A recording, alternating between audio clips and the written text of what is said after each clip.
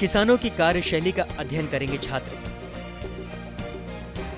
प्रधानमंत्री कृषि सिंचाई योजना के लिए भारत के सभी सेवा अधिकारियों का प्रथम प्रशिक्षण कार्यक्रम आरंभ। खरीफ फसलों की बुआई का रकबा अब तक 938 लाख हेक्टेयर से ज्यादा। अब किसानों की कार्यशैली का स्कूली छात्र अध्ययन कर पाएंगे। किसानों को कोर्स में सत्र 2016-17 में शामिल किया जाएगा। 7वीं से लेकर 10वीं तक के छात्र इसका अध्ययन करेंगे। प्रोजेक्ट वर्क के तौर पर छात्रों को किसानों से संबंधित असाइनमेंट दिए जाएंगे। इन असाइनमेंट में ग्राउंड लेवल पर काम कर रहे किसानों के बारे में जानकारी मांगी जाएगी। छात्रों को उन किसानों के बारे में जानकारी देने को कहा जाएगा जो कृषि के क्षेत्र में कुछ नया कर चुके हों। देश के इतिहास में ऐसा पहली बार होगा जब स्कूलों में बोर्ड की ओर से 23 दिसंबर किसान दिवस मनाया जाएगा। प्रधानमंत्री कृषि सिंचाई योजना के लिए भारत के सभी सेवा अधिकारियों को प्रशिक्षण दिया जाएगा, जिसकी शुरुआत 24 अगस्त 2015 में पुणे स्थित जल अकादमी में हुई। भारत सरकार के जल संसाधन मंत्रालय ने सिंचाई के नए तरीकों की आवश्यकता पर जोर देते हुए कहा कि जल संसाधन पर दबाव को ध्यान में रखकर फायदेमंद होने की स्थिति में पारंपरिक जल संपरिवर्तन दोबारा शुरू करना चाहिए। खेतों में सिंचाई के लिए निवेश का अभिसरण सुनिश्चित करने के तहत बुआई का क्षेत्र विस्तार, जलदायी स्तर के रिचार्ज को बढ़ाना और किफायती सिंचाई तंत्र में निजी निवेश करना। इस योजना का मुख्य लक्ष्य यह है जिससे संपूर्ण जल चक्र का समग्र और विस्तार पूर्वक जायजा लिया जाएगा। राज्यों से प्राप्त रिपोर्ट के मुताबिक अब तक खरीफ फसलों का कुल बुआई क्षेत्र रकबा पिछले साल के मुकाबले 9% ज्यादा रहा। इस सत्र में अब तक खरीफ फसलों की बुआई का रकबा 938 लाख हेक्टेयर से ज्यादा रहा, जो पिछले साल इस समय तक कुल मिलाकर 929.48 लाख हेक्टेयर था, जिसमें धान की बुआई अब तक 333.65 लाख हेक्टेयर में हुई, जो पिछले वर्ष इस समय की समान अवधि में 332.09 हेक्टेयर थी। वहीं दलहन की बुआई 101.96 लाख हेक्टेयर में रही, जो पहले 92.57 लाख हेक्टेयर थी। मोटे अनाज की बुआई 167.69 लाख हेक्टेयर में रही, जो पिछले वर्ष 162.27 थी। वहीं तिलहन की बुआई क्षेत्र इस वर्ष 167.67 लाख हेक्टेयर था, जो पहले 168.25 लाख हेक्टेयर था। प्याज की कीमतों पर लगाम लगाने के लिए सरकार कई दिशाओं में काम करती दिख रही है। खाद्य और उपभोक्ता मामलों के मंत्री रामविलास पासवान ने प्याज की सप्लाई की स्थिति और कीमतों की समीक्षा की। समीक्षा बैठक के बाद उपभोक्ता मामलों के सचिव ने बताया कि महाराष्ट्र सरकार से प्याज की जमाखोरी करने वालों के खिलाफ कार्रवाई करने का निर्देश दिया गया है। राहत की खबर यह भी है कि अफगानिस्तान से आने वाले प्याज की आवक में बढ़ोतरी होनी शुरू हो गई है। पहले 2 से 4 ट्रक की जगह अब रोजाना 6 से 7 ट्रक आना शुरू हो गए हैं। एमएमटीसी ने विदेश से 10,000 टन प्याज के आयात का फैसला किया है, जो 10 सितंबर तक आने शुरू हो जाएंगे। इसके अलावा दिल्ली में केंद्र और राज्य सरकार मिलकर प्याज की जमाखोरी करने वालों के खिलाफ संयुक्त अभियान चलाने जा रही है। महाराष्ट्र के लासनगांव की थोक मंडी में प्याज के दाम 60 रुपए तक पहुंच गए, जो पिछले साल 15 से 20 रुपए के स्तर पर थे। बीते हफ्ते ही सरकार ने प्याज के निर्यात को हतोत्साहित करने के लिए न्यूनतम निर्यात मूल्य प्रति टन $700 कर दिया था। उम्मीद की जा सकती है कि सरकार के इन फैसलों की वजह से प्याज की कीमतें जरूर कम होंगी।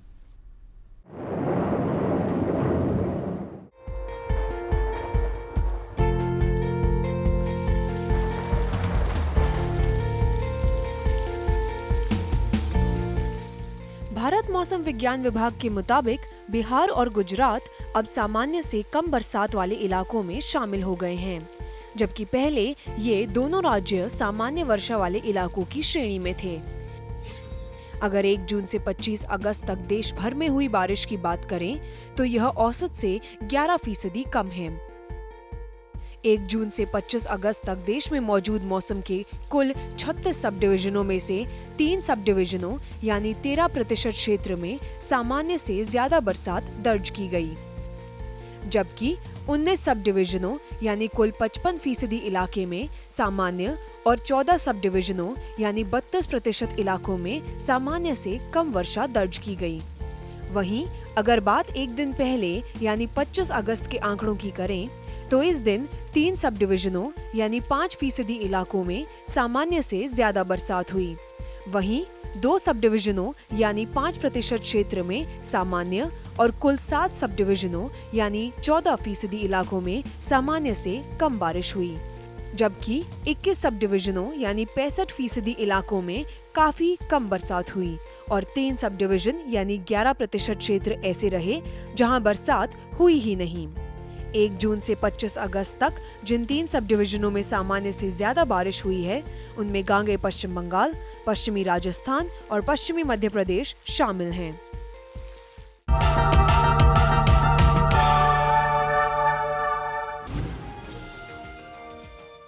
एगमार्क नेट के अनुसार देश की अलग अलग मंडियों में लाल मिर्च के भाव प्रति क्विंटल इस प्रकार रहे।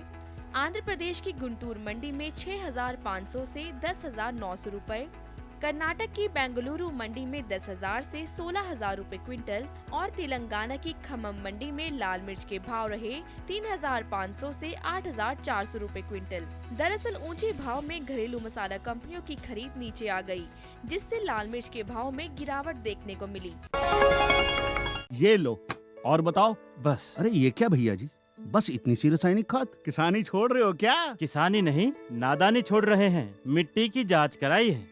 अब तो लालाजी जितनी जरूरत है उतने ही उर्वरक खेत में डालेंगे। हाँ, किसान भाई आज ही अपने जिले की नजदीकी भूमि परीक्षण प्रयोगशाला में मिट्टी की जांच जरूर करवाएं और मिट्टी में पोषक तत्व, नमी व पौधे के विकास को देखते हुए केवल जरूरत के अनुसार ही पोषक तत्व डालें। और हाँ, मिट्टी में गंधक, जस्ता, बोरोन जैसे सूक्ष्म पोषक तत्वों का पता लगाना भी न भूलें। उर्वरक और जैविक खाद के सही उपयोग से भूमि का उपजाऊपन बनाए रखें, उत्पादकता बढ़ाएं, खर्चा घटाएं और बहुमूल्य विदेशी मुद्रा बचाने में भी सहयोग दें। और हाँ, धीमी गति से नाइट्रोजन उपलब्ध कराने वाले उर्वरकों जैसे नीम लेपित यूरिया को प्राथमिकता दें और यूरिया का पत्तों पर छिड़काव करें। अरे वाह, तू तो सचमुच समझदार हो गया रे। अधिक जानकारी के लिए संपर्क करें जिला कृषि अधिकारी या किसान कॉल सेंटर।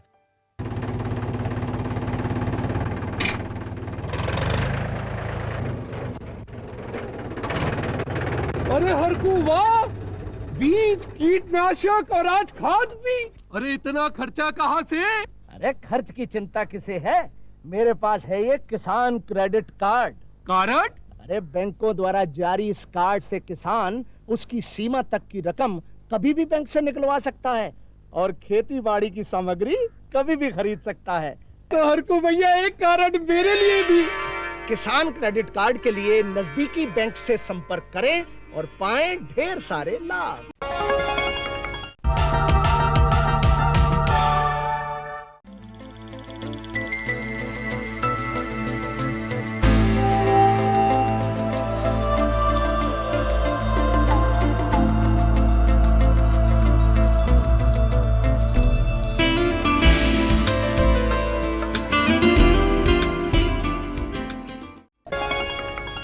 अगर हाथ में हुनर हो तो हुनर का कमाल छुपा नहीं रहता और यही वजह है कि हुनरमंद कभी बेरोजगार नहीं होता।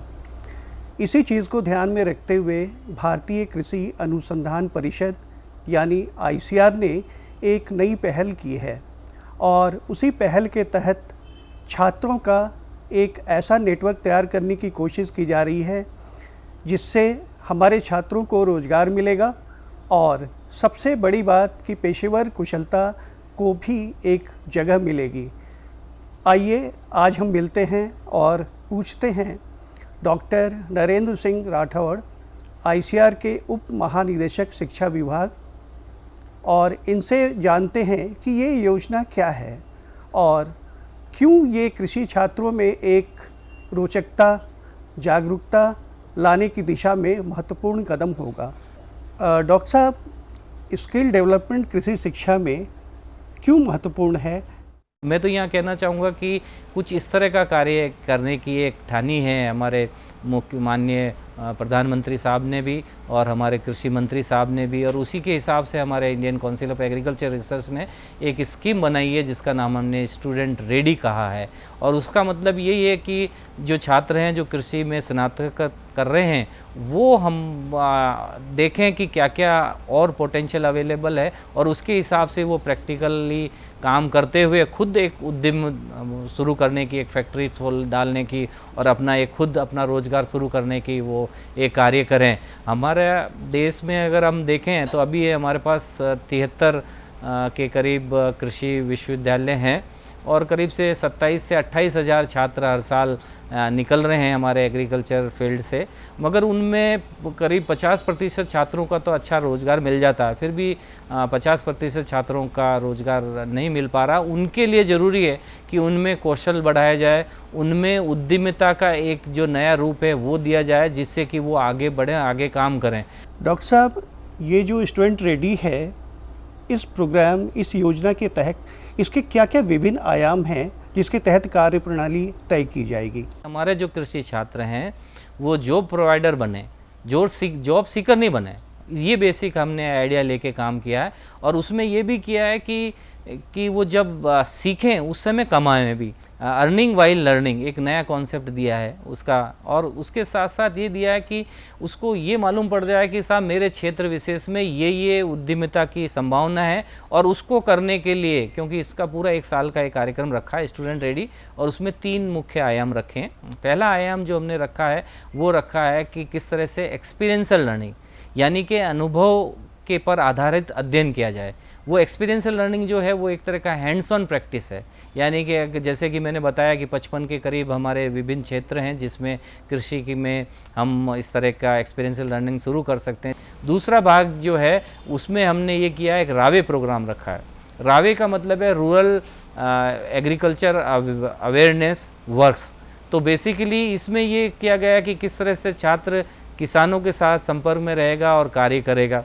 और तीसरा जो रखा है वो हमने इंडस्ट्रीज़ अटैचमेंट में रखा है, और इन तीनों का हमने अलग अलग समावेश रखा है कि कितने दिन वो एक्सपीरियंशियल लर्निंग का कार्य करेगा, कितने दिन रावे का करेगा, और कितने दिन वो इंडस्ट्रीज़ अटैचमेंट का कार्य करेगा। इस तरह की एक परियोजना बनाई है जिसको कि स्टूडेंट रेडी के नाम से कहा जाता है।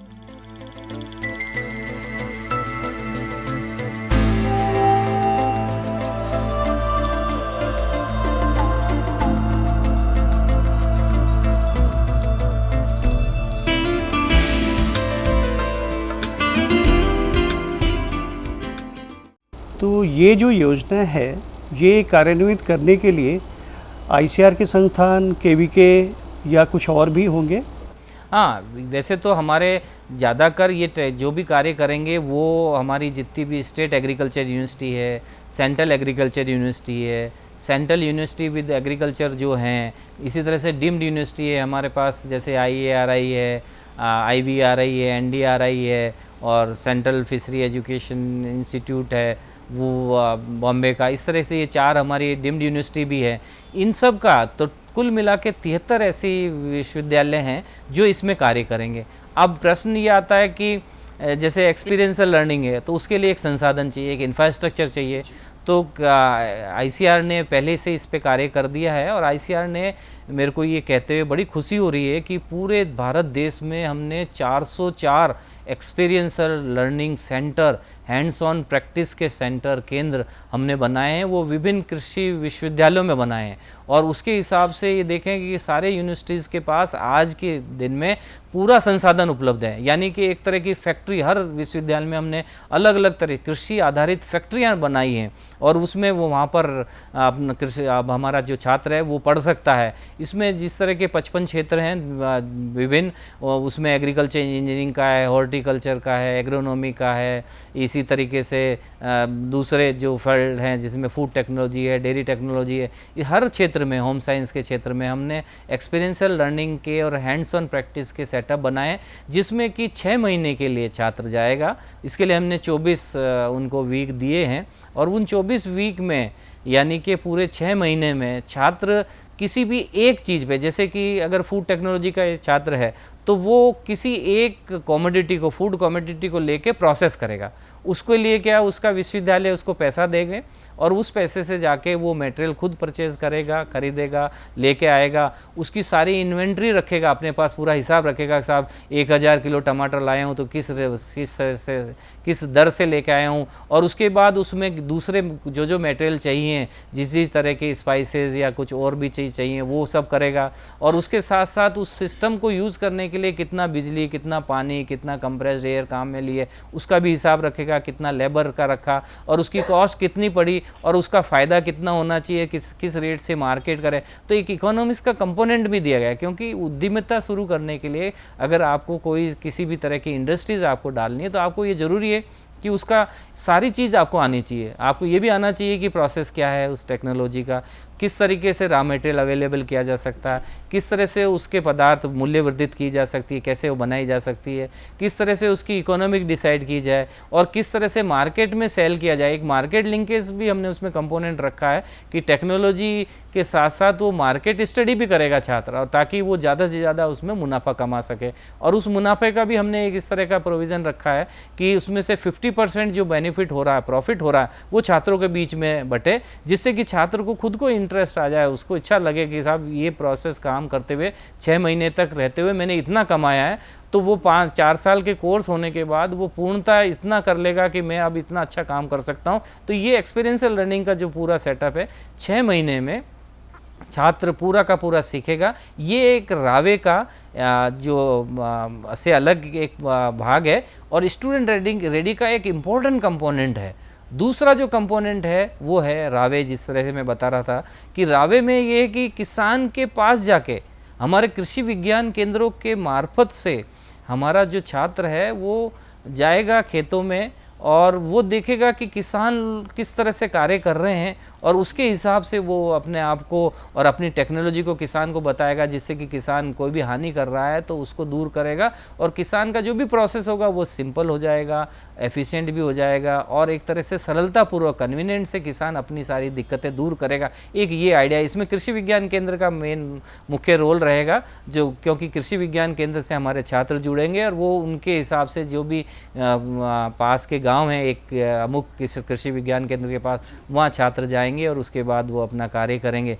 और तीसरा जो कंपोनेंट है वो तीसरा कंपोनेंट है इंडस्ट्रीज़ अटैचमेंट के लिए। हमारे पास बहुत सारी 30,000 के करीब ऐसी छोटी मोटी इंडस्ट्रीज़ हैं जो कि जिनको हम ऑर्गेनाइज सेक्टर्स भी कह सकते हैं। उसमें कुछ MNCs भी हैं, मल्टीनेशनल कंपनीज भी हैं जो कि एग्रीकल्चर के क्षेत्र में कार्य कर रही हैं। बहुत सारी एग्रो इंडस्ट्रीज़ हैं, बहुत सारी रूरल इंडस्ट्रीज़ हैं, वो जो कि एग्रीकल्चर उत्पाद को काम में लेते हुए और कुछ वैल्यू एडिशन कर रहे हैं। तो उनसे भी हम अटैचमेंट करेंगे। उनका अटैचमेंट का भी हमने ये 10 रखा है, यानी कि 2.5 महीने का। रावे का भी हमने 2.5 महीने का रखा है। तो फर्स्ट 6 महीने एक्सपीरियंशियल लर्निंग करेंगे छात्र, अगले 2.5 महीने वो रावे का प्रोग्राम करेंगे, किसानों के पास जाके उनकी दिक्कतें, प्रॉब्लम उनकी जो है उनको सॉल्व करेंगे और उनसे ज्ञान भी अर्जित करेंगे, क्योंकि हमें ट्रेडिशनल भी देखना है। हमें ये भी देखना है कि किस तरह से टेक्नोलॉजी को ट्रेडिशनल से तालमेल किया जाए। और लास्ट के 2.5 महीने जो रहेंगे वो इंडस्ट्रीज़ में जाएंगे कि इंडस्ट्रीज़ क्या चाहती है और इंडस्ट्रीज़ में किस तरह से कार्य हो रहा है, उस चीज़ का सारा ज्ञान करेंगे, जिससे कि पूरे साल भर की जो एक्सरसाइज होगी उसके बाद हमारा छात्र इतना निपुण हो जाएगा कि वो अपना कार्य खुद कर सके, वो अपनी खुद की फैक्ट्री डाल सकेगा और वो अपने जॉब प्रोवाइडर बनेगा, वो जॉब सीकर नहीं बनेगा। इस तरह की एक बहुत अच्छी एक परियोजना हमारा Indian council of agriculture research इसको लॉन्च करने जा रहा है।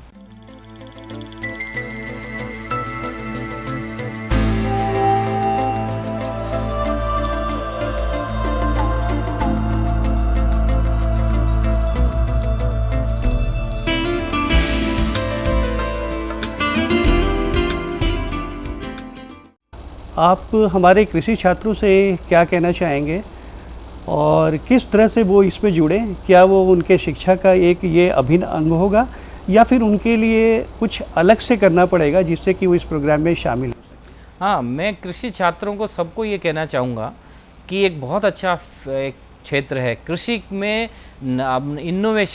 इनोवेटिव चीज़ को लाना, क्रिएटिविटी लेके आना, नए रिसर्च एंड डेवलपमेंट करना एक बहुत बड़ा क्षेत्र है। अब आप ये देखें, हमारी वो रूढ़िवादी कृषि नहीं रही है। अब आज के वर्तमान परिप्रेक्ष्य में हमारे पास नए आयाम आए हैं, जैसे conservation agriculture, precision agriculture, secondary agriculture, यानी कि जो हम उत्पाद पैदा कर रहे हैं उसमें 30% हम नष्ट हो रहा है क्योंकि हमारे पास पोस्ट हार्वेस्ट टेक्नोलॉजी नहीं उपलब्ध है।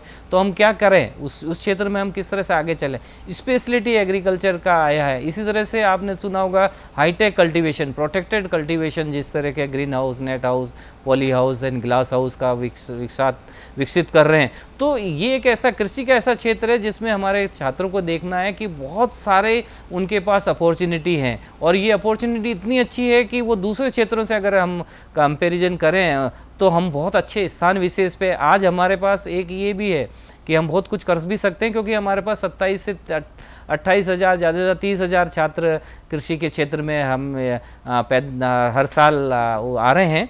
जबकि इंजीनियरिंग के क्षेत्र में देखें तो 3.5 लाख के करीब छात्र इंजीनियरिंग करके निकल रहे हैं, और करीब 25 लाख छात्र ऐसे हैं जो कि बीएससी और बीए एंड बीकॉम कर रहे हैं। तो हमारे पास कम स्टूडेंट हैं, मगर हम ये चाहते हैं कि इन कम स्टूडेंट्स में हम इनकी गुणवत्ता को बढ़ावें और इनको आगे भेजें, क्योंकि देखा जाए तो सारा का सारा जो आज के वर्तमान परिप्रेक्ष्य में हमारे पास कुछ भी नज़र आता है वो कृषि नज़र आती है। कृषि का अगर हम उत्पादन बढ़ा दें, अब आप ये देखें कि हमारे देश का जो उत्पादकता है वो 2 टन है प्रति हेक्टर के हिसाब से, जबकि विश्व में देखा जाए तो 3 टन प्रति हेक्टर है। तो हमारे पास अभी भी स्कोप है, हम विश्व के स्तर तक तो पहुँचें कि विश्व के हम तो, और हमें इस तरह की तकनीकी काम में लेनी है कि हम इसको 2 टन प्रति हेक्टर को 4 टन करें, इसको डबल करें, इस तरह की परियोजना करें। और वो तभी हो सकती है कि जब टैलेंटेड स्टूडेंट इस क्षेत्र में आएंगे, और वो टैलेंट किस तरह से आएंगे कि जब उनको एक उद्यमिता का एक उनके पास एक नया चीज़ उनके दिमाग में बैठे और वो इस क्षेत्र में आगे बढ़ के काम करें, तभी हम इसको आगे बढ़ सकते हैं। तो हमने ये 4 साल का जो है बीएससी एग्रीकल्चर का कोर्स है, उसमें 3 साल में तो उनको हम बेसिक कोर्सेज हैं जो उपयुक्त रहते हैं कोर्स, उनको पढ़ाएंगे, और 1 साल पूरा स्टूडेंट रेडी, यानी कि हमें स्टूडेंट को रेडी करना है जो हमारे देश की कृषि की सारी जितनी भी प्रॉब्लम है उसको फेस करे और उसके लिए सॉल्यूशन बनाए, और वो एक थिंक टैंक बने हमारे नेशनल इश्यूज़ के, एग्रीकल्चर इश्यूज़ के, स्टेट लेवल के इश्यूज़ के, और हमारा उत्पादनता और उत्पादकता दोनों बढ़ाए। ये एक हमारा मुख्य है। स्टूडेंट रेडी एक ऐसा प्रोग्राम है जिसके तहत हमारे छात्र नौकरी पाने के लिए नहीं बल्कि देने के लिए काम करेंगे, और वो भी अपने स्थानीय आवश्यकताओं के अनुरूप अपने पेशेवर कुशलता को समावेश करते हुए उद्यमशीलता की ओर बढ़ेंगे। निश्चित रूप से ये योजना कामयाब होगा और कृषि छात्रों को एक मजबूत आधार मिलेगा। डॉक्टर साहब, आपको बहुत बहुत धन्यवाद कि आपने इतनी अच्छी जानकारी दी। धन्यवाद।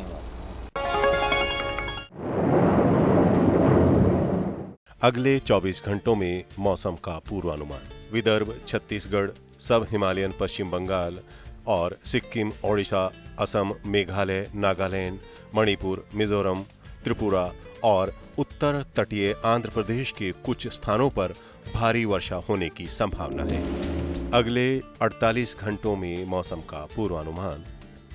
विदर्भ, छत्तीसगढ़, सब हिमालयन वेस्ट बंगाल, सिक्किम, अरुणाचल प्रदेश, असम, मेघालय और तेलंगाना के कुछ स्थानों पर भारी वर्षा होने की संभावना है। अगले 72 घंटों में मौसम का पूर्वानुमान।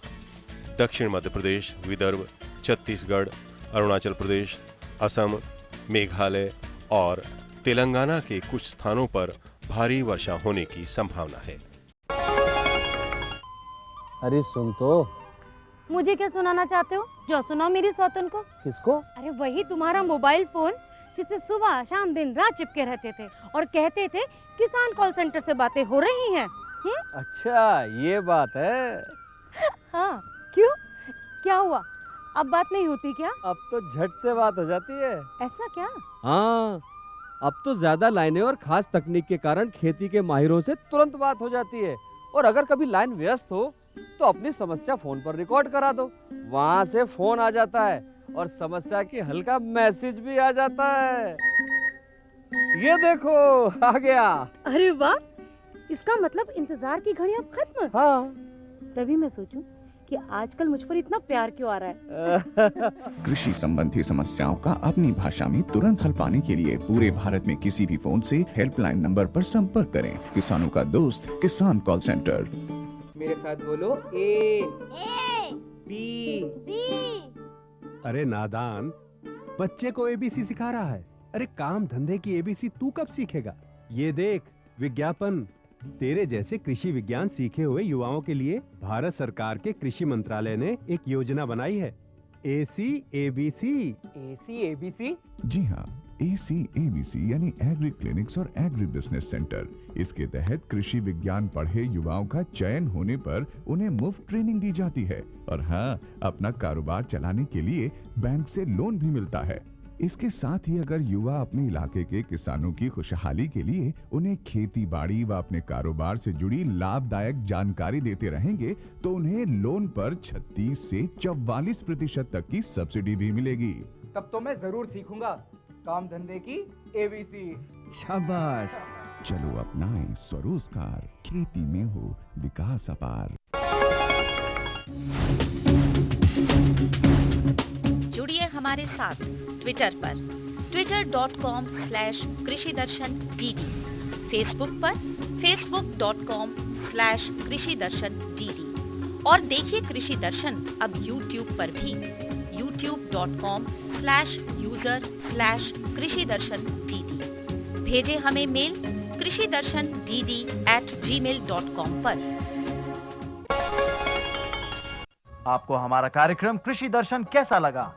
अपने सुझाव, प्रतिक्रियाएं एवं सवाल हमें इस पते पर भेजें। कृषि दर्शन, कमरा नंबर 10, CPC दूरदर्शन, खेलगांव, नई दिल्ली 110049।